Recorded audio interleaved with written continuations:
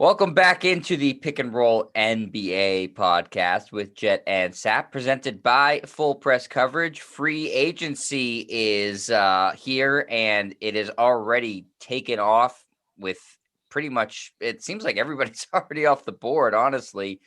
Some big sign and trades, some big outright signings, and some teams, the Celtics, doing absolutely nothing. So, Sap, obviously the biggest domino to fall yesterday was Kyle Lowry going to the Heat. That happened at about 1 second past 6 o'clock.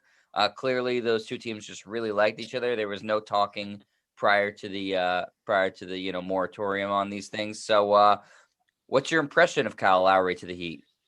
I think it's a good move for Miami. Obviously, he was the best player that moved yesterday and today so far. I don't think it was a great free agent class. I mean, it could have been obviously if Chris Paul or Kawhi Leonard decided to, become full-fledged free agents. Chris Paul's already opted back in with the Phoenix Suns, and who the hell knows what Kawhi's going to do? Probably going to accept a one-year deal, sit out the year, and then go for a longer contract next year. I don't expect Kawhi Leonard to play next year. We know how he's very careful with his body to the point where he sat out 73 games a few years ago, with what a lot of people describe as a bone bruise. So that's going to be a difficult decision, obviously, for the Clippers. But what decision do they have other than re-upping with him? Because they've been irrelevant for their entire existence, except for the last 2 years when Kawhi Leonard's been their best player. So Kyle Lowry is the best player that was available. I think it's a good move for the Miami Heat. He's 36 years old. He's kind of the poor man's Chris Paul. I mean, they bring in a lot of the same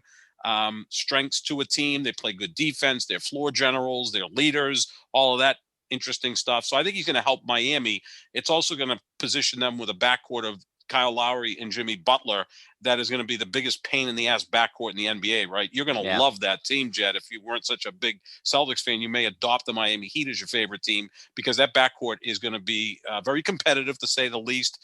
They'll lead the league in accepting charges because they're both physical defensive players.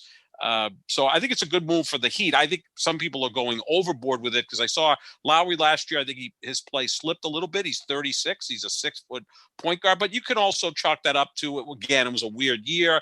The Raptors weren't playing in Toronto. They were playing in Tampa. There were all the COVID restrictions, and Toronto was out of it by midseason. So I think it's a good move for Miami. They probably jump up to being the third best team in the Eastern Conference behind Brooklyn and the defending champion Milwaukee Bucks. So good move for them. Yeah, definitely a good move for them. I mean, they get a guy who totally fits everything they want to do in Miami. Mm-hmm. The way that they play. 3 years, $90 million.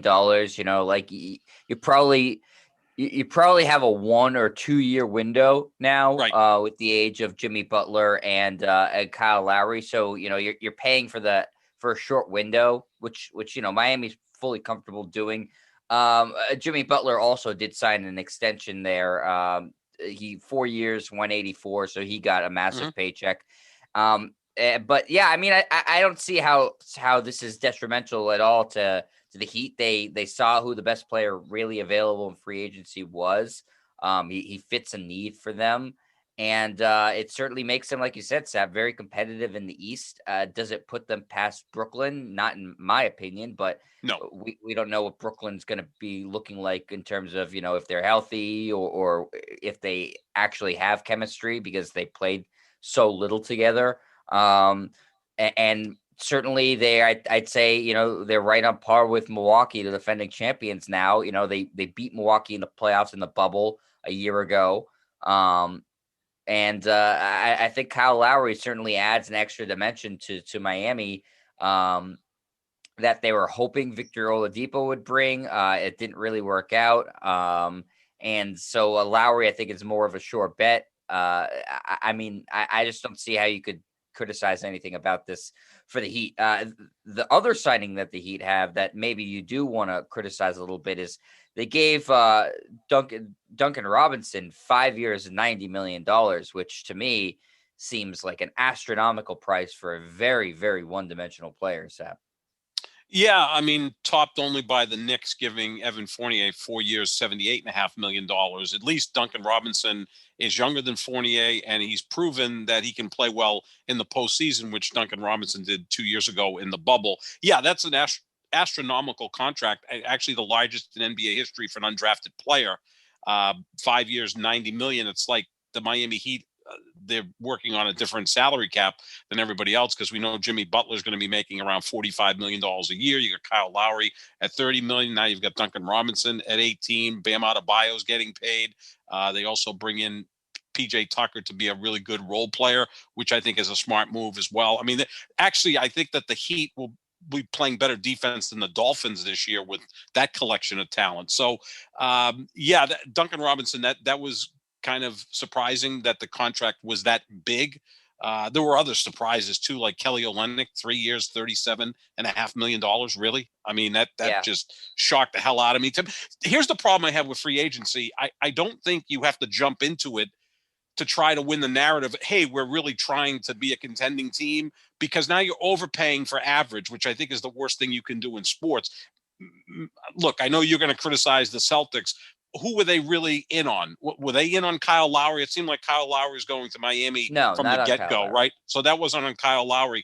It was Lonzo Ball, someone that you would have liked to see with the Yeah. Celtics. I know I would. And Chicago got him for 4 years, what, $85. $84.5 million, Yep. $85 million. So I think that's a decent deal for Chicago. I think Chicago won the day by getting Lonzo Ball, because now you put him with Zach LaVine.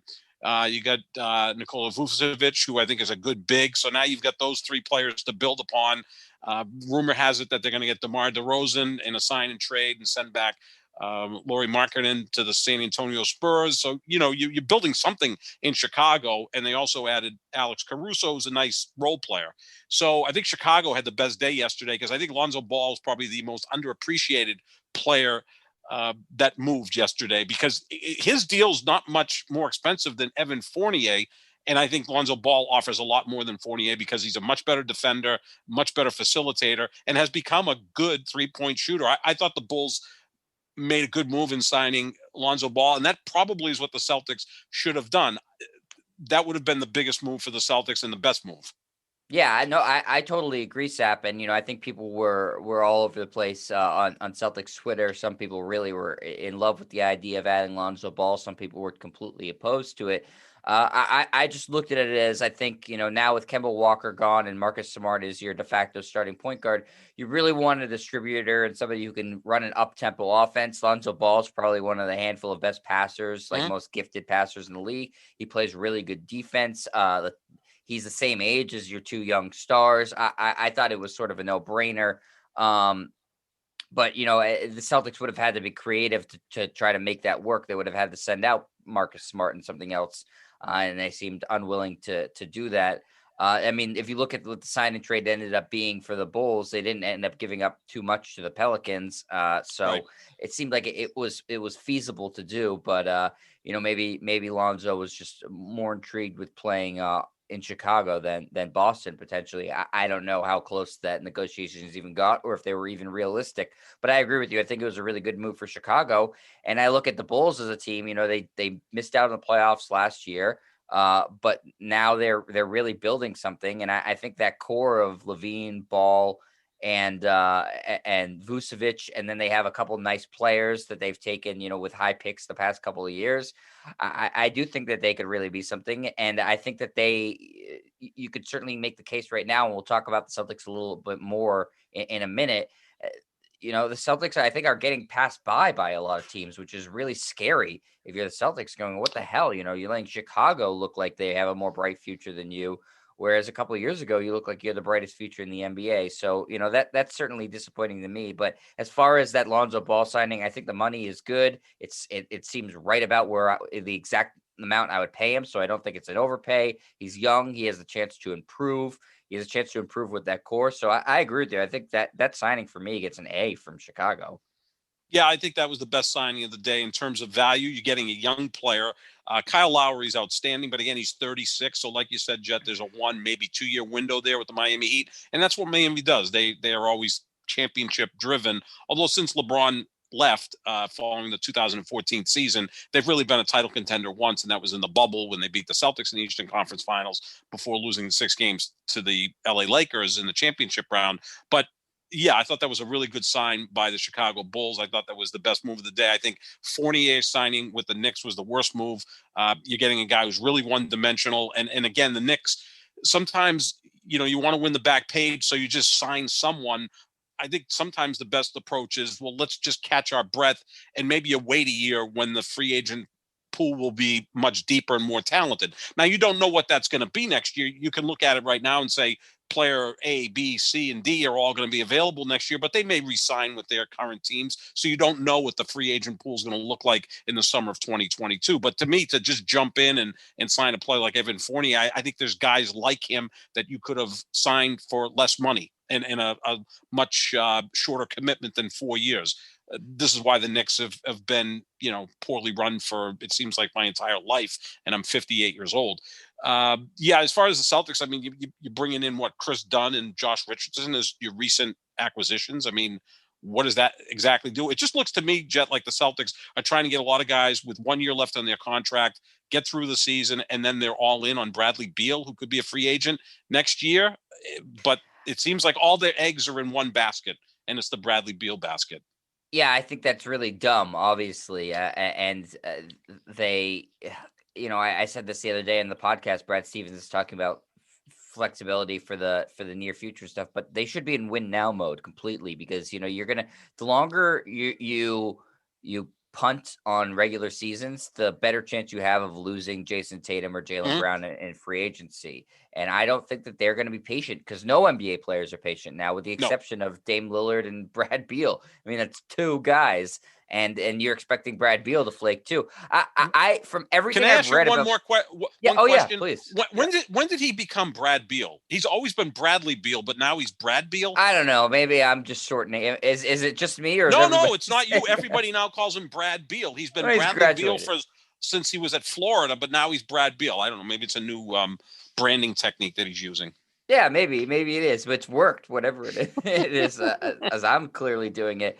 But I mean, everything that I've seen about him seems like he's loyal to the Wizards, and it seemed like he was on board with the Westbrook trade, because clearly they're not making it without talking to him. They're going to get Spencer Dinwiddie, which I think is a nice piece too, and maybe he even works better than Westbrook on that team.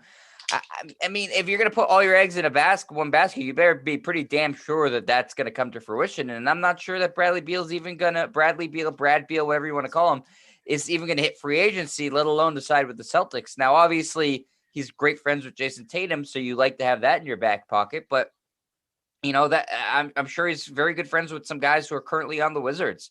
Maybe he becomes best friends with Spencer Dinwiddie. I don't know. It seems foolish to me to put all your, hopes and dreams in one guy. And I just hate the idea of, let's maintain our flexibility on a hope and a prayer. Try to win now. Do everything you can to win now.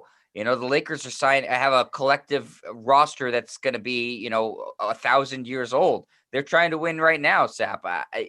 We can talk about the Lakers right now, and then continue to talk about the Celtics and Lakers too, and other signings, because, I think the Lakers, and, I got proven wrong last year when I said this. I think that they've done a fantastic job. I give them a lot of credit. I think that they've identified the right pieces to bring in to supplement what they lost when they sent out those guys in the Westbrook trade. Listen, Westbrook's better than any of those guys they got, but we said, okay, they have a lack of shooting. They have a lack of reliability at big. Well, they brought back Dwight Howard. I think that was a really good move. And then they've brought in Wayne Ellington, a dead-eye shooter, Trevor Ariza, a good 3-and-D guy, Malik Monk, a really good shooter, Carmelo Anthony, one of the best mid-range players in the game still, and Kent Bazemore, a good mid-range shooter. I think they've done a tremendous job. They've really filled out the roster well. Granted, the team is old, but it doesn't matter. They're not trying to play for the future. They're trying to play for right now. And I like the way they've constructed the depth of this team, Sap. Well, you look at LeBron James, maybe he's casting Space Jam 3. Maybe this is his new version of the Looney Tunes. Maybe. But it is an old team, right? Carmelo Anthony's 37. He's actually older than LeBron James. LeBron James, 36. Marc Gasol, 36. Trevor Ariza, 36. Dwight Howard, 35. All five of those guys are now eligible to run for the U.S. presidency. That's Wayne good. Ellington is 33, Kent Bazemore 32, Russell Westbrook 32. Those three guys can run for the U.S. Senate. So the Lakers have 8 players eligible to run for the U.S. Senate, 5, of course, that can run for U.S. president. It's an ancient team. The young spring chicken is Anthony Davis, who's 28 with a long list of injury concerns. Are they going to make it through the regular season? There's going to be a lot of load managing here for the Lakers.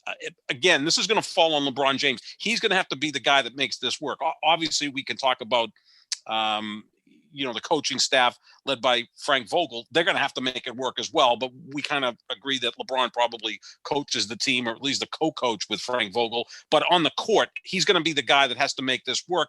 And there's a lot of weird parts here, right? Like Westbrook's not the easiest guy to play with. Carmelo, for the first time in his career, actually took care of his body in the offseason, but he is 37 years old. So we know Dwight Howard can be, a bit eccentric, to say the least. So he's going to have to make all of this work. And what other player in the NBA would you trust more than LeBron James to make this work? Because he's done it wherever he's been. He's always taken these kind of weird concoctions and combinations and made it work. So yeah, this could be a home run, or this could be, a strikeout with all of these moves, because these guys are so damn old.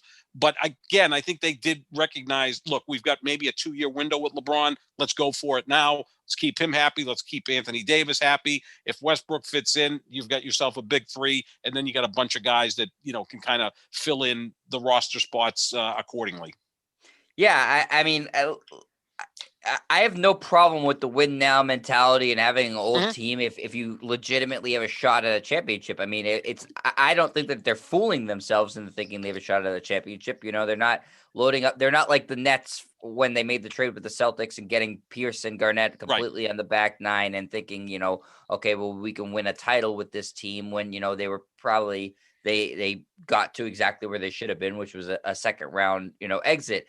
This team, with LeBron and AD and Westbrook, I think they've surrounded it with the right type of supplemental pieces. Now, clearly, they're done. They have no ability to do anything else unless somebody wants to trade for one of these really old players during the regular season, which seems hard to imagine. But I like that it's a veteran team for LeBron. When LeBron retires and carries, the Lakers are gonna have to continue do this cycle all over again, where they're gonna suck for a couple of years. They'll lure a free agent who's really good, and they'll build again. But for it'll right be now, Zion Williamson at that point, right? By then he'll be ready to be a free agent, and he'll be with the Lakers. Very well, maybe. For right now, I think this is a good way to build a team. You're keeping LeBron happy. You're surrounding him with some better shooting. Westbrook can carry the load for LeBron a little bit if should he choose to rest a little bit more in the regular season. I think they've done a really good job. Again, I said that last offseason too, and I was proven wrong.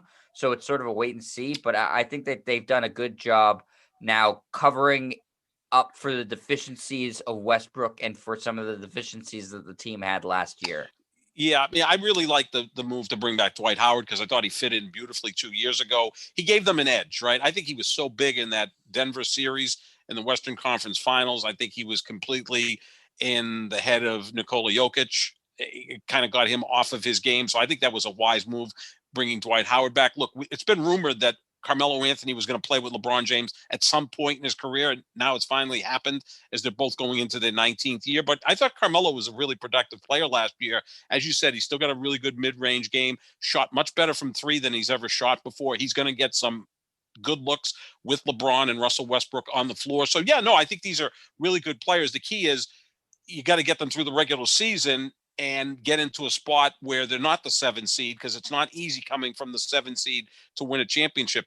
The good thing for the Lakers is the West is wide open, right? I mean, everyone keeps talking about Golden State, but Golden State's not turning the clock back to 2015. I mean, this is not 6 years ago. Steph is still great. It's not as great as he was 6 years ago. Klay Thompson has missed 2 consecutive years. Draymond is not the player he used to be. And the secondary players aren't as good as they were on that team, whether it be Harrison Barnes or Iguodala or whoever else. Right. That was a team that was built on some really good role players. No, so the Lakers I think have done what they had to do, considering you have close to $120 million tied up in 3 players. There wasn't a lot of wiggle room there, so you kind of beggars can't be choosers, but people want to play with LeBron. People want to play with the Lakers. And if you're Carmelo Anthony, who's got everything on his resume but an NBA championship, hell, he doesn't even have an NBA Finals appearance, this is where you go. Yeah, I think it makes sense, and this is the great advantage of the Lakers and of having LeBron on your team, and they happen to have both those things in LA. Right. You can recruit guys who will play on lesser contracts to fill out your roster, and some of these guys who signed probably could have gotten more on the open market, but instead chose minimum deals for a chance at a ring, and that's really the big. One of the big advantages of having a LeBron James on your team and of being in the Los Angeles market. That's just how it goes. It's frustrating for other teams, but that's how it goes. I saw the Nets, I think, had a similar sort of thing happen to them too, where they were able to get Patty Mills today, probably for a little bit less than what he was, what he would have been on the more open market. They also re-upped Bruce Brown Jr., who was a key player for them last year. Blake Griffin signs on a veterans minimum contract. So, they lose Dinwiddie, but he didn't even play for them last year. I think the Nets did really well to get Patty Mills, who I would love to see on the Celtics too. Again, I'm not sure that Brad Stevens even knows free agency started. He's watching the Olympics. So I think the Nets, you're seeing it too. People see the opportunity to win a championship, and they will sign there. So Brooklyn gets Patty Mills. Sap, do you think that's a good fit there too as the backup point guard to Kyrie Irving? Oh, absolutely. I mean, the guy's a winner. He's a character guy, right? So he gives you depth at that position. In key moments, you can play him on the court with Kyrie and James Harden. I mean, it'd be a smaller lineup, but we know what he's been able to do in the postseason. I just go back to the 2014 finals, and I know it's 7 years ago. He was money for the San Antonio Spurs in that 5-game victory over the Miami Heat. He's a pro. He's a pro's pro. Perfect guy to come off the bench on a championship caliber team. No, I think the Nets did very well. I mean, what he's doing in the Olympics, Sap. I mean, he's carrying his team. Yeah, I mean, carrying Australia. He's a pro, right? I mean, he's almost like Eddie House. Like that's what Eddie House reminded me of when Eddie House came to the Celtics. Like the average person, like, who the hell is Eddie House? But those are the perfect guys on your team. They're going to give you 9, 10, 11 points a game, but in the postseason, they're going to be on the court in key moments, and they're not going to shy away from taking a big shot or, making a big defensive play. Patty Mills, Eddie House, those are kind of guys you want coming off your bench in a championship-driven team, and I think that the Brooklyn Nets did a fantastic job. I mean, look, we sit here today, as we did, back in December, and it feels like Lakers Nets, and I still maintain if those teams were healthy, that's what we would have got in the NBA Finals last year. We'll probably get it next year, although the Lakers are so old that, you have to kind of hold back a little bit of the enthusiasm on my part. But I think if LeBron's healthy, then he can make this work because that's what he does. Yeah, I think the only team that tried to, in the past 24 hours, put a fly in that ointment or a turd in that punch bowl, whatever you want to call it, is the Heat. Are the only team that have actively tried to block the Nets right now. I mean, the Bucks re-signed Bobby Portis on a nice deal. I think that's helpful for them. But they lost PJ Tucker, who also went to the Heat. By the way, we didn't even talk about that. Great signing for the Heat. I'm surprised he hasn't already been on the Heat. He's a perfect player for them. Yeah, like I said, their defense is going to be better than the Dolphins' defense when you got Lowry, Butler, Adebayo, Tucker. We know the culture is defense in Miami. That is going to be a pain in the ass to play against, aren't they? Yeah, if I were them right now, what I would do is move Tyler Hero and see if you can get another. Just really, I'm serious. Go all in on the veteran defenders. Veteran asshole team. Well, I mean, why not? You do need some. Well, Hero had an off year last year. I think you're hoping, if you're a Miami Heat fan, that all these veterans around can talk some sense into Hero. I know he's a good-looking guy. He's really eating up, living on South Beach. He's dating an Instagram model, which is great. I mean, I'm good luck to, he's 22 years old. If we were 22 making all that money and look like that, we'd all be wanting to do the same thing. But you want to make sure that he's focused on basketball. Lowry, Butler, Tucker. I mean, these guys are serious dudes who, I think, PJ Tucker obviously is a guy who I think if he gets in your face, you're going to pay attention, right? Like he's not afraid of anyone. So you don't want to trade maybe Hero at this point because maybe his value's gone down a little bit because he had an off season. But he's obviously a player who could become a star in the league. I don't think he'll be a superstar, but a star in the league. And you also have to have some. The issue I have with the Lakers, and I think Milwaukee people are accusing of being an old team as well, but they had some young players, right? Whether it be Connaughton, Portis, hell, Giannis is only 26. So you can't just have a bunch of old guys because that dynamic doesn't always work. You want to sprinkle in some younger players, and Miami does have that with Hero, Duncan, Kendrick Nunn, who I think is a nice player as well. So it's a nice mix there in Miami, but I still don't think they measure up against Brooklyn, and I still don't think they measure up against Milwaukee because, look, Giannis could come back next year and play with so much confidence after winning that championship that he could be really scary. So that's why I would never discount the Bucks. Yeah, I'd like to see the Bucks do something too. I think that the best method when you're a defending champion is to try to improve your roster too. Right. And now they've lost a piece that was a key. He didn't score. We made fun of his box score stat line every game in the finals, but he was playing major minutes for the team that won the championship. So you'd like to see the Milwaukee do something. And they're a small market team. And they're a bit gun shy about trying to pay the luxury tax, but you'd like to see them try to add to it and not just rest on their laurels of, okay, we got one and, be happy about that. So we'll see if Milwaukee is active and does anything else, maybe on the trade front or if they have the ability to sign a free agent. Sap, even though you refuse to show your face, kind of like the Phantom of the Opera of this show. Yes. I'm going to just do a quick lightning round rundown of some of these contracts. And I want you to tell me, I was going to say thumbs up or thumbs down, but nobody can see that. So maybe you say good or bad. Okay, that's good enough. The numbers, okay? Yes. For some of the guys we haven't talked about already. So let's start with Jared. So this is contract good for the team or bad for the team? Yeah, not player. They're all good for the players. All the players are very happy today. All right, so let's start with Jared Allen to the Cavaliers. Resigns with them 5 years, $100 million. Bad. I mean, he's a good player.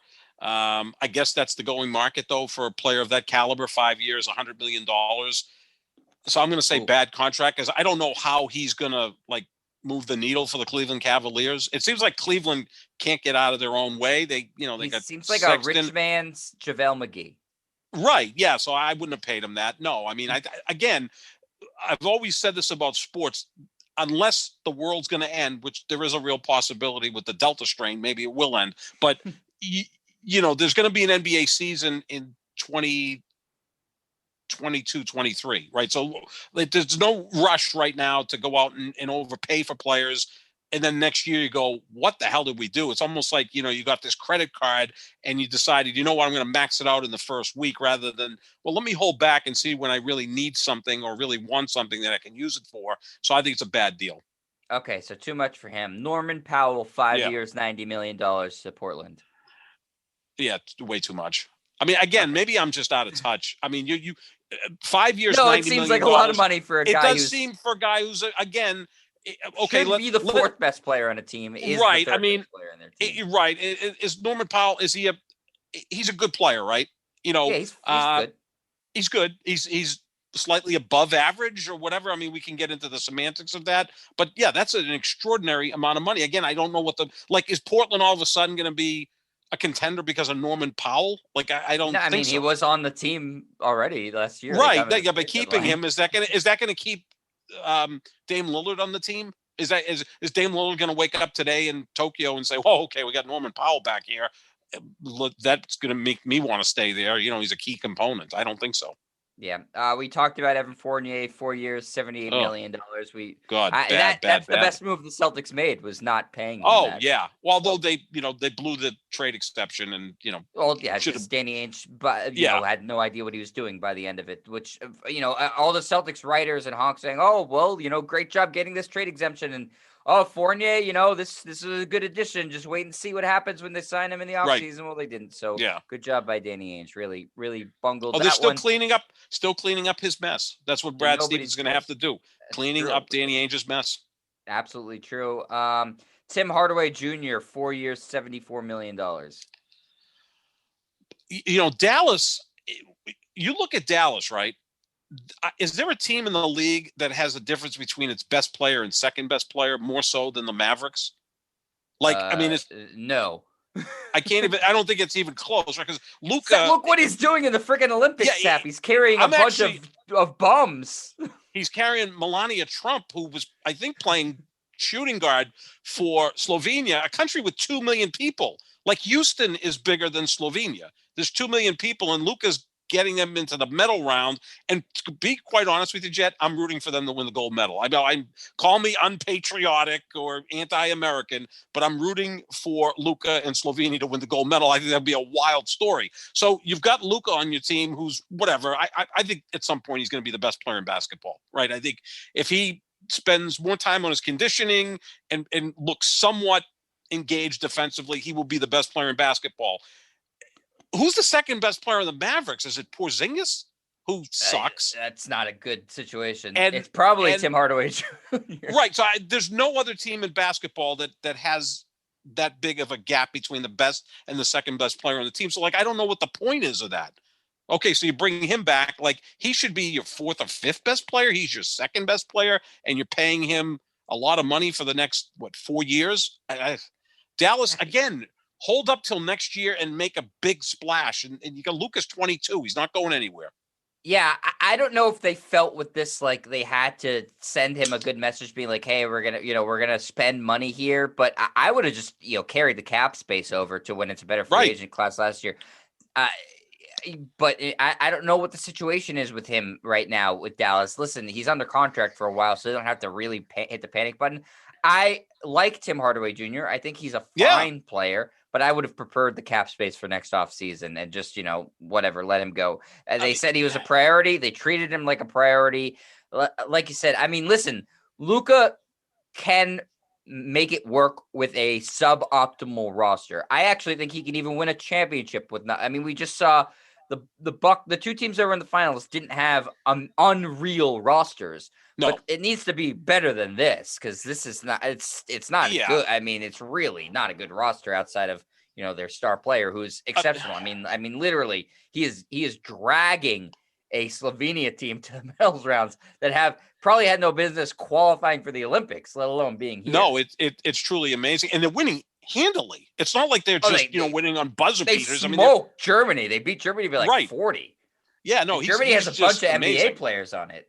Yeah, no, he's phenomenal, and again, you just look at that. I mean, you see making a demand like Aaron Rodgers wanted Randall Cobb traded back to the Packers, and the Packers said, okay, let's just keep him happy and go out and bring him back. I mean, is Luka saying, you know what?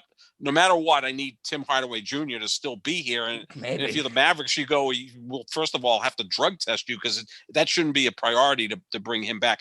Sometimes NBA free agency is perplexing, because it's like, look, Steph Curry is signing a 4-year, $215 million deal? Yeah. Right, an extension worth every penny. I mean, worth every penny. Pay him more. The league should kick in. I mean, the guy is that important to the league. Whatever the hell the Lakers are paying LeBron, it's not enough. Whatever the Bulls were playing, Michael Jordan, it was not enough. Whatever the Celtics were playing Bird, not enough. Whatever the Lakers paid Magic Johnson, not enough. I'd give them more money. I've always kind of been perplexed by the fact that the top salaries are only about twice what the middle tier salaries are. I don't think you see that in any other sport. Mookie Betts is making $32-33 million a year.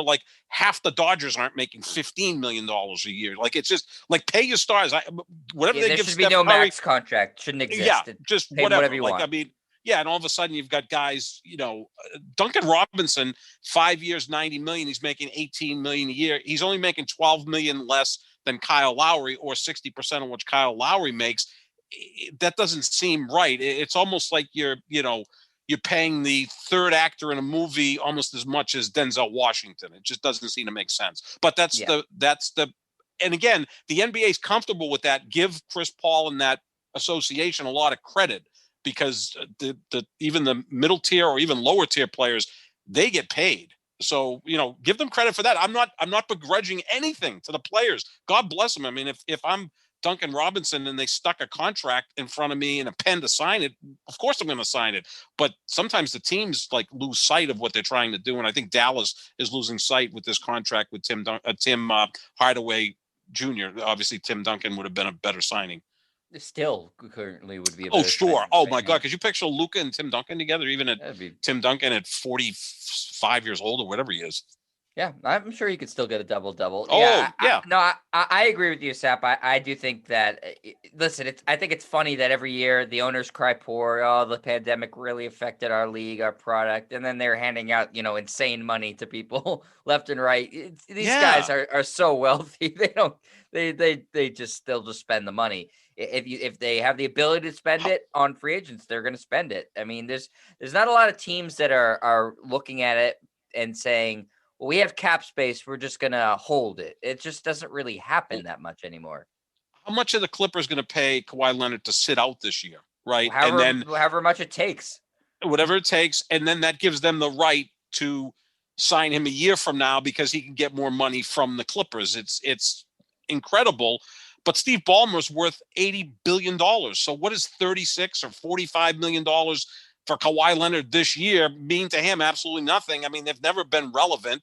They're somewhat relevant because of Kawhi and Paul George. So yeah, he's going to sit out this year, but he's going to get paid, and good for him. I'm not holding that against Kawhi Leonard. More power to him. But that's where we are now. So the Clippers are going to have to pony up, pay that money, and then next year work on an extension with Kawhi Leonard. So Right. yeah, it is kind of insane, but you know what? Good for the players.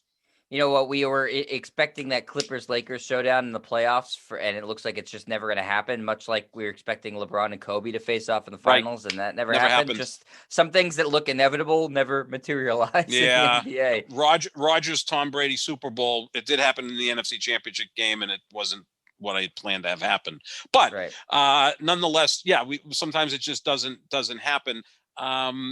The other thing too about that is, isn't it interesting that we haven't heard anything about Kawhi signing that 1-year deal? He opted out, but that doesn't mean he's leaving. He just, will sign for a better deal with the Clippers. Kawhi, for a guy that never speaks and doesn't appear to like attention, he always makes his announcements later than everyone else. Remember 2 years ago when there was the frenzy of Durant and Kyrie Irving? They signed right away with Brooklyn and all the moves, and Right. Horford went to Philadelphia, and it was like July 5th before Kawhi signed with the Clippers. So for a guy who seems to be devoid of like an ego, he may have the biggest ego in the league. I mean, and then we hear the story coming out of ESPN that 2 years ago Russell Westbrook approached him to join forces with him in LA, and he used that conversation to then recruit Paul George, who at the time was Russell Westbrook's That's teammate. cold-blooded. So, Cold-blooded. oh man! In addition, yeah, he's again the meek shall inherit the earth, and that is Kawhi Leonard. Yeah, cold-blooded man. Yeah. No one's going to speak to him at some point because, first of all, he doesn't speak back. Yeah. He's What's he care? non-communicative.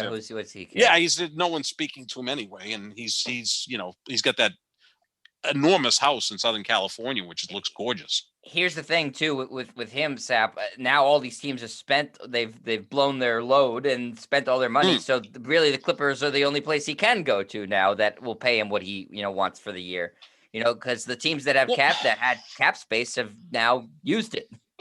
Now, let me ask you this, because you're much better at this than I am as far as understanding the cap. And I mean, I get a popsicle headache. I'm good with math. But the cap to me is way too I'm the complicated. opposite. I'm terrible at math, but for some reason the cap. You understand the cap. Yeah, we're like, That's great.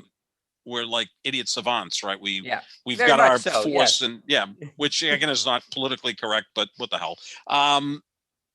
Why wouldn't the Mavericks just take a gamble on Kawhi? Like just Mark Cuban has a ton of money, right? Yeah. Why not just say, Kawhi 3 years, 100. I don't know what the numbers would be, but could it work? Obviously, they got to try to get rid of Porzingis. Could they do a sign and trade with Porzingis and the? I don't know. Like, No, they why could have wouldn't made it they jump work. in on that and say, look, he's going to sit out the year. We'll rehab him. We've got to, we're going to make sure that our training staff is top notch. And in 2022, 2023, we've got a healthy Kawhi and Luka continually getting better. I don't know. No, That's a they could have big made it move. work. They Yeah. could have made it Okay. work. They obviously would have not signed Tim Hardaway Jr. No, They would why needed would that you? space. It's like buying a. It's like you really want a really, like, I don't drive, but let me use this analogy. You want a really nice car, and you settle for, I don't know, the $65,000 car when the $150,000 sports car is available, but you may have to wait a year for it. Like, if you're that wealthy and you've got already, the super talented Uber whatever Luka Doncic to wait. I like if Dallas, and I always expect Mark Cuban to be big and bold. That would be a big and bold movement. I mean, just to say, okay, here Kawhi, here's 4 years, whatever they could sign him for. Sit out next year. We'll get that knee straight. You come to Dallas, no state income tax. You're going to play with Luka, because he's played Luka back-to-back years in the playoffs. He knows how good Luka is. And you put Luka with Kawhi Leonard, oh my God, that would be scary. Yeah, I agree. I mean, it certainly would be bold. Maybe Kawhi just said, I have no interest. I don't know. Again, Who he's knows with him? Yeah. non-communicative, but we do have a little bit of breaking news here, Sap. That Okay. was sort of breaking, but was expected. DeMar DeRozan is in fact going to the Chicago Bulls. Yep. So they continue their strong offseason. It's a sign and trade. He signs a 3-year, $85 million deal to Chicago.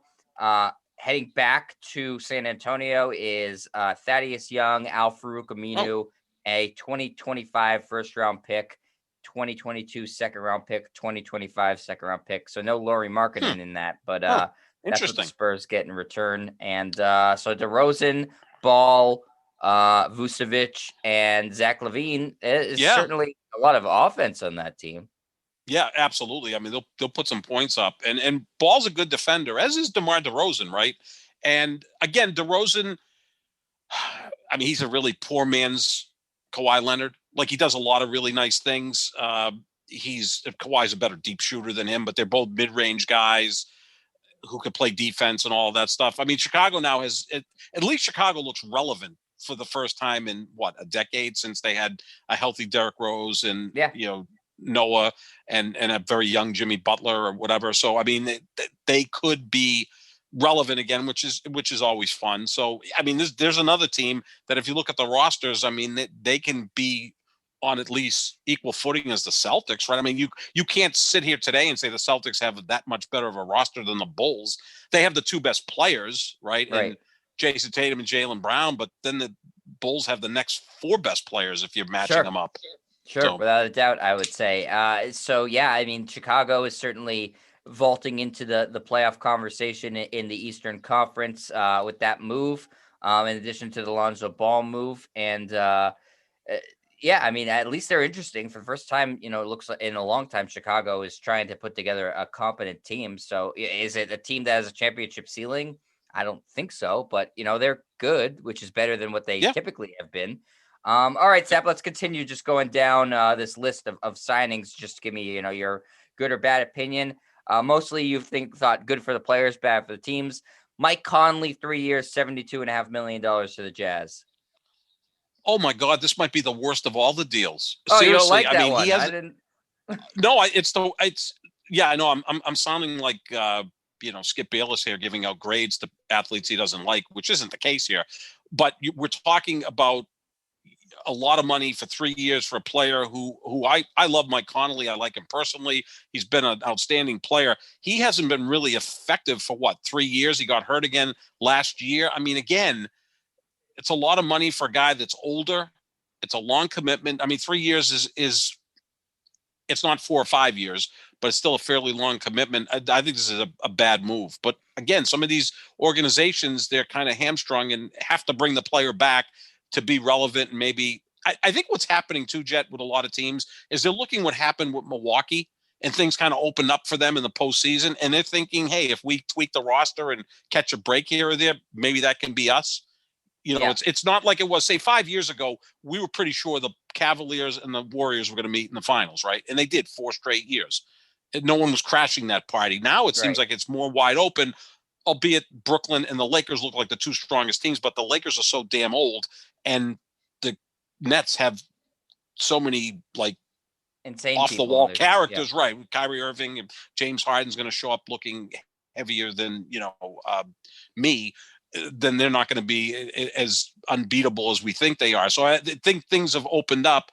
And you can even look back to 2 years ago, right? Toronto won the title. Like no one really expected that. So I think teams are saying, hey, let's just be relevant. If we're healthy, playing well, catch lightning in a bottle. I'll use, any more cliches. You can stop me if yep. you want, No, I but don't want to. that they can make that run. I mean, look at even in Utah, they probably should have beaten the Clippers in the second round. They could have got to the conference finals. Maybe they beat Phoenix, and maybe they match up better against Milwaukee than. There's so many different things. I mean, everything worked perfectly for Milwaukee because the team they met in the finals was a bad matchup against them. Like Phoenix had no answer for Giannis, whereas a team like Utah with Rudy Gobert, a bigger team, maybe they would have had some sort of answer for Yeah, Giannis. So that's a big part of what these teams are looking at, which is actually good, right? It's kind of a fun thing that, hey, let's make a run. Look at what Miami's doing. They're like, we're all in. We made to the finals 2 years ago. We should be a better team this year. Can you really count on the Nets with their kooky personalities, being unbeatable? And Milwaukee is still a flawed team. They're saying, hey, we'll take a chance. I think that goes back to what you were talking about the Celtics, who look like they've just kind of punting on the season. yeah. Which again, I really hate that. I like the Mike Conley signing, Sap, for the pure reason that Utah is getting a above average point guard, and they Right. cannot attract free agents in general. Mm-hmm. So he's better than the typical free agent that they would come to Utah. He's a super pro. I think that it, it's relatively movable. It's a big number, but I think it's still movable if should they need to do that and start over. So I actually like it. I don't think it's Okay. it's too bad. Again, if he gets hurt, then it looks terrible, and he has been hurt. But if he's able to stay healthy, I think it's fine. All right, let's keep going on this list, Sap. Rashawn Holmes, 4 years, $55 million, whatever, right? Yeah, I mean, I know more about John Holmes than Rashawn Yeah, Holmes. So yeah, yeah. who is Derek, Rashawn Holmes? And I'm not trying to be flip here, but I mean, you know more about Rashawn yeah, he's Holmes a than I he's a do. But so, a solid center on the Kings, so we could just move on from that. um, Derek Rose, 3 years, $43 million, back to the Knicks. that's fine. I mean, look, Thibodeau loves him. He loves Thibodeau. He's a character guy at this point. So, to pay Derrick Rose, what, on average, $14 million a year seems like a bargain to me. Played really well last year. I think they're going to have to watch his minutes a little bit He's more one of this the year. best six men in the league, I'd say, last year. Absolutely. Yeah, I got no problem with that. And I've always been a fan of Derrick Rose. I mean, he's an easy kid to root for. We know what he had to go through growing up in a tough neighborhood in Chicago, got drafted by the Bulls, and looked like he was on his way to being a franchise player till that gruesome knee injury back a decade ago. But he give him credit. He's worked his ass off to become, still a relevant player. So I think that's a good move by the Knicks. Doug McDermott, 3 years, $42 million to the Spurs. Wow. Well, the Celtics could have had him, right, in a deal They could last have, year, yep. right? Yeah, they Could could have. have had him, and they He chose shot not to. 40% from three last year, and that's what Yeah, gets you paid in the NBA. I guess so. Yeah, look at Duncan Robinson because He also again, played. He won the award for worst defensive player of the year at our year-end award yes, show. So yes, that's something. It's something to win that award. I mean, it's just as easy to be the worst as it is to be the best. yeah, So yeah, I mean, look, if you can shoot, there's a role for you. Whether it's Joe Harris or Dougie McDermott or pick anybody. Pat Connaughton had a nice postseason for the Bucks, a guy who can play some defense and can shoot three. So that's what you're going to get paid. $14 million a year. I guess that's a decent contract. I can kind of go along with it because again, I can look at the $14 million range and say, okay, that's okay. When you start to get 25 million a year, to me, that seems like you're biting off a little bit too much than you can chew. well, okay. So the next guy we talked about him at the top step was Kelly Olynyk. It's 337. Is McDermott? $5 million better than Olenek. I'd Yeah, say they're about the same player. except McDermott's an elite shooter and Olynyk is not. Maybe it's Yeah. because we got to see Kelly Olynyk so much here, and he was fine. He was a contributing player. Maybe it's the fact that Danny Ainge drafted him instead of Giannis. Yeah, Maybe that's that's something killer. we're always going to remember. I mean, is he that draft's version of Sam Bowie, like a guy that was drafted ahead of Giannis, who went Well, there's 15th? 14 guys who Yeah, are I mean, Sam Bowie that draft. it's almost like it's not quite to the extreme of Tom Brady when people say, "Oh, the Patriots should have drafted him earlier." Every team had a chance to draft him. They didn't. He went 199. I mean, going 15 is a little bit different, but there were teams that you look and say, "Man, imagine if they had Giannis on their roster." And you don't know if Giannis was going to develop on another roster the way he did here, because Yeah, he went to true. Milwaukee. No one really knew much about him. He was able to develop. Sometimes in a bigger market like here or LA or New York or whatever, it's like, hey, you took the guy 15th, we want to see him. And he obviously needed time to build his body and build his game. So yeah, I mean, the Olynyk contract, I think is worse than the McDermott contract because McDermott is an elite shooter. All right. Let's see what else we saw. Nerlens Noel returned to the Knicks on 3 years, $32 million. That's fine. I mean, that's again about a $10 million Yeah. average. He's a serviceable player. He's a guy who, you remember when he was at Kentucky, he was going to be the first pick in the draft. He fell to sixth that particular year. And he's kind of cobbled together a decent career, made some money, which good for him. He's a basically local a guy. rim protector, and that's Yeah. about it. Yeah. Your guy Alex Caruso goes to the Bulls on 4 years and $37 million. Is LeBron gonna miss him a lot, Sap? I think the Lakers will miss him. First of all, he's, like 10 years younger than the average Laker right now. So, he would give them some youth. Good defensive player. He seemed to have a good vibe with LeBron, but I think he's going to a good situation. And we see in Chicago, with them bringing Lonzo Ball on as a free agent, doing a sign and trade to get DeMar DeRozan. They've made some nice moves. So I think he's going to a good situation. I think that's a good move for the Bulls. Again, when you're under $10 million a year for a guy who can contribute, give you 24, 26 quality minutes a night, that's where we're at in the NBA. Ass. He tries really hard. And you interviewed him, didn't you, a couple of years ago? I did. So that's a good thing. I think he's. I think actually they got him on a relative bargain. I think that's a good deal for him.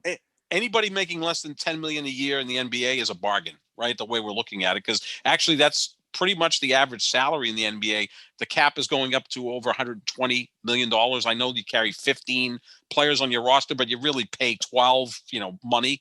So yeah, the average salary among the top 12 players on a given team is about $10 million a year. So he's earning basically an average salary, and I think he's a good player. Postseason star campaign. He goes back to the Suns on 3 years, $19 million. That's a great deal for the Suns. I mean, seems like it. Doesn't it? Because I mean, he's a perfect backup for Chris Paul, and I think next year you're going to see maybe some more load management with Chris Paul, because it feels like he kind of wore down as the postseason continued on. I mean, he's 36. He's not a big guy. He's got a lot of mileage on that body. So I think that's a great move by Phoenix and a real team friendly contract. With all that said, because I was impressed with campaign. First of all, I just like the name. Yes. But I think he's a quality player, perfect backup for that organization. And again, you keep a lot of the same pieces in place, and I think that's how you grow as an organization, rather than bringing in 6 new guys.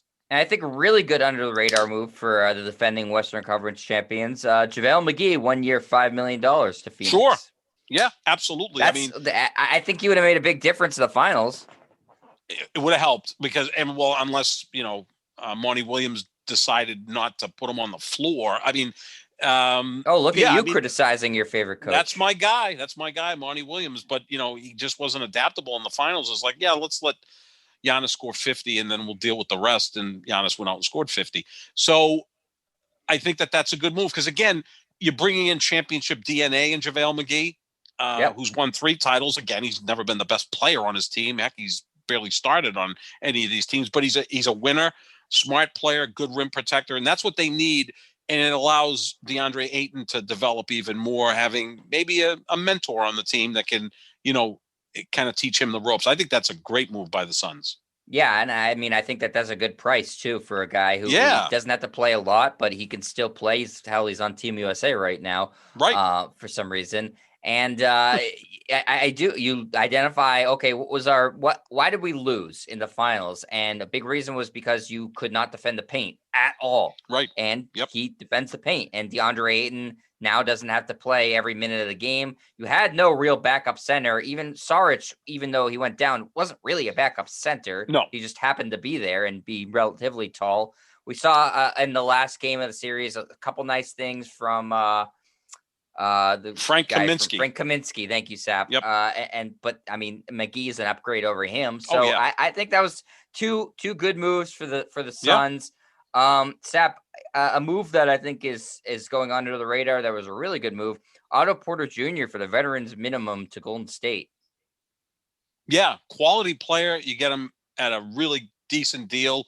And, you know, in that system, right, with Steph, and obviously if Clay comes back and is close to being what Clay Thompson's been over the last decade, you're going to get some real opportunities out there. So that's a good contract by Golden State. Now we have to see what they do with the two players they drafted at 7 and 13. Are they going to keep those players? Are they going to move those players? Right. You know, What's we'll Wiseman see what happens. look like?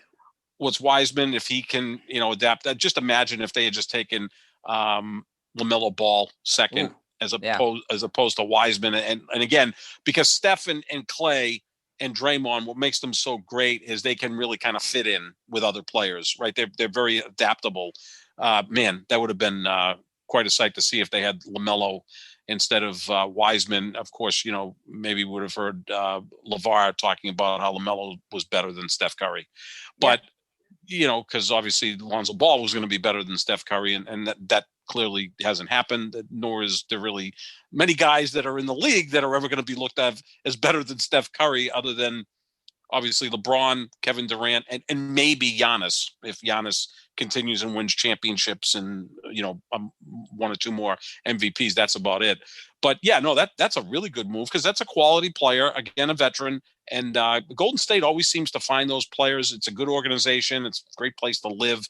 So I think that's a really fine move by them. Yeah, last one we can talk about here, Sep. Bobby Portis returns to the Bucks 2 years, $9 million. I think he took a significant discount based off of how teams react to players playing well in the finals. I think he could have made a lot more, but he clearly wanted to be back in Milwaukee. Yeah, good for him because he was a vital piece to that team. When they were playing Brooklyn in the second round and he was, you know, getting, you know, DNP CDs, I was like, why isn't he on the court? He's going to bring an edge. He's going to, you know, bang. He's a good defender. He can hit a corner three. You know, he was a big part of their championship run. You get him back for a really friendly contract. I almost feel like he could have gotten double that on the open market. Yeah. Step. I mean, because he's not old. I mean, he's a veteran, but he's still, I think, under 30. I think a team would have given him 2 years around $17-18 million without much of an issue. I wish the Lakers went there. I mean, seriously, 2 years and 9. I mean, that's unless he just was like, whatever Milwaukee gives me, I'm going to go back. Some people just value winning and also value playing with their teammates, right? Like, so it seems like they love it there. Love it there. And Giannis has got to be maybe the easiest superstar to play with. And then you got Middleton and you got Holiday. So they've got a really good thing going there. I mean, it helps they just won a championship. If they had lost in the second round, then maybe they would have blown things up. But sometimes players say, look, I'm happy here. I've made good money already. I'll continue to make money, but I want to play on a championship caliber team. And that's where he's at. Let me ask you this question, Sap. We haven't really talked about them because they lost Lonzo Ball in free agency. They added Devontae Graham. What's the Pelicans' plan?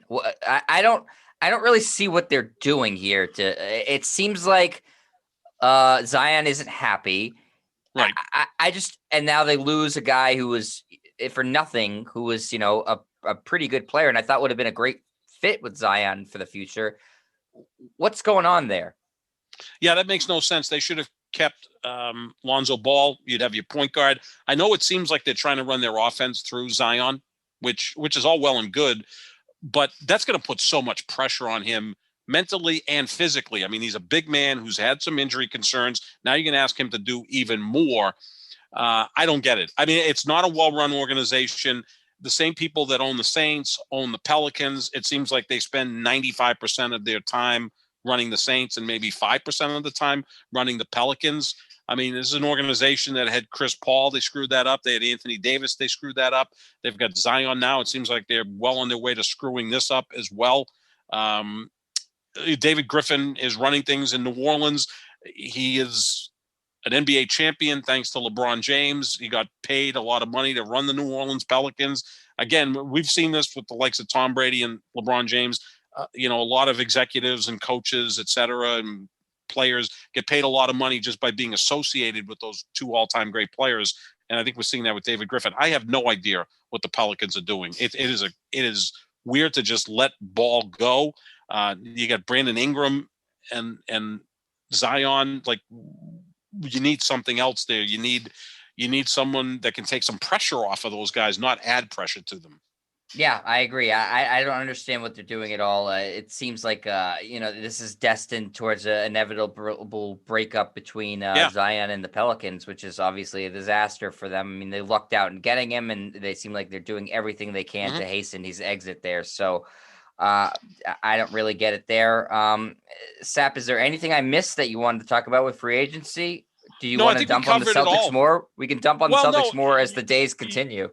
Well, no, I'm sure we will. We'll be doing probably 2 podcasts a week, during the off season. So that'll give us ample time to shit on the Celtics. Although I don't think their approach is all that bad, because I don't know, like, other than Lonzo Ball, I'm not sure who else would have been a great addition for them. I mean, obviously Kyle Lowry, but he was going to Miami. Could they've gotten involved in DeMar DeRozan with a sign and trade? I don't like. They have wings, right? In Brown and Tatum. They need someone who's going to take pressure off those guys. I think they need a real point guard, which I think Ball would have been perfect for them. They seem to have added enough size that they can be decent up front, whether it's Horford or Moses Brown. You got Robert Williams III. You've moved on from Tristan Thompson. So they need a point guard. They really do. And I don't know what they're doing with Marcus Smart. I know you love him. I would move off from him. And that's what I thought was going to happen with New Orleans. Didn't it make sense? Maybe a sign and trade. I'm falling less in love with him. Listen, I appreciate everything Smart's done. I do love the way he plays, but what I love more is trying to win a championship. And if he's the cog that can get you the player to win a championship, then I don't care.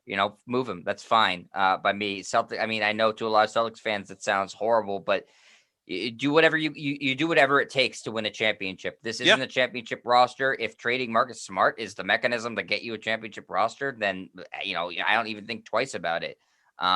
So yeah, I think that it's disappointing their lack of activity, and I don't know if they understand how the current landscape of the NBA works, but they're going to lose Jason Tatum if this sort of thing continues. Right, they're just going to lose him for nothing. Yep. It sucks. No, you're so right. You're right, because in 2 years he's going to knock on someone's door and say, "I'm out of here." And it's like, at that point you're like, okay, we're not going to be able to sign him to another max contract, and now his value goes down to 50 cents on the dollar, and you have to send him somewhere for 3 first-round picks in 2028, 2030, 2022, and then some marginal players, and then you're back to square one. Yeah, you better get someone in here.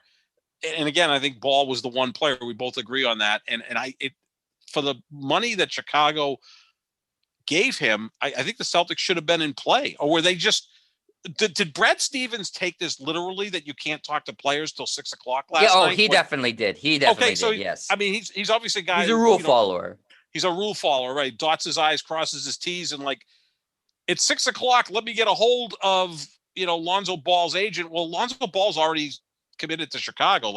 This is where Red Auerbach would have been fantastic, or Bill Belichick currently. These guys, they're all about winning. If they have to skirt the rules a little bit, so be it. And every team's doing it. Anybody would be naive to think that no one contacted anybody till 6 o'clock last night, because there were deals being announced at 6:01. I don't think 4-year $85 million deals are done in 32 seconds and announced in 32 seconds. And I know Woj is on top of things, but not that quickly. So maybe the guy doesn't know how this works. If first-time general manager, Jet, right? And he's trying to right the wrongs of Danny Ainge. It almost seems like he's having a pissing contest from afar with Ainge, like he's trying to right all the wrongs of Danny Ainge or get rid of the players that Ainge liked that maybe he didn't like. That's why we kept hearing these rumors of Jeff Green and Isaiah Thomas and Kelly Olynyk and Avery Bradley. I mean, it's like, they're going to bring back the Bridgies, which, whatever. But It that's the infuriated interesting me. part.